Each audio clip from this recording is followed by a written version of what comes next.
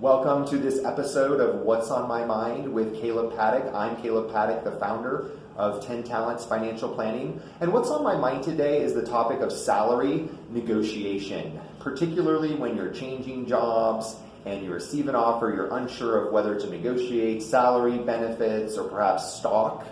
If the company is publicly traded and that is part of the offer, I'd encourage you to really think through what is most important to you in those categories of typically salary, benefits, stock, and to think through which is most important to you and to come up with a gracious, kind, and thankful way to make an ask. Come back to the employer. And you don't do this 3, 4, 5 times. You do this once using words such as and, not but, in your discussions, and to graciously ask for an increase in a certain area. And this may not work in all cases and in every situation, but what I've found working with clients on this discussion is some don't even think about making a counter. Some don't even think about asking for something very specific and very targeted, coming back to the employer, again expressing gratitude and thanks. Now again, this doesn't work, for perhaps every single time,